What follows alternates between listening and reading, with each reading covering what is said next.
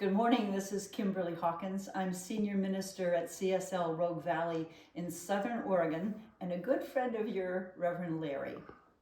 This reading is an excerpt from Chapter 7 of Transcending the Tendency to Close in our series book, The Untethered Soul, The Journey Beyond Yourself by Michael Singer. The foundations of spiritual growth and personal awakening are very much strengthened by the findings of Western science. Science has shown us how an underlying energy field forms into atoms, which then bind together into molecules and ultimately manifest into the entire physical universe. The same is true inside of us. All that goes on inside also has its foundation in an underlying energy field.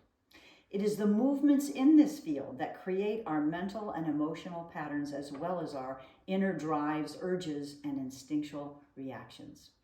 Regardless of what you call this inner force field, chi, shakti, or spirit, it is an underlying energy that flows in particular patterns through your inner being.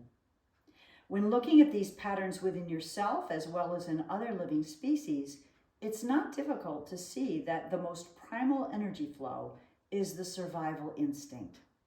During eons of evolution, from the simplest of living forms to the most complex, there's always been the day-to-day struggle to protect oneself.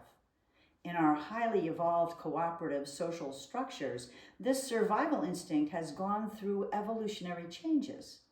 Many of us no longer lack food, water, clothing, or shelter, nor do we regularly face life-threatening physical danger. As a result, the protective energies have adapted toward defending the individual psychologically rather than physiologically.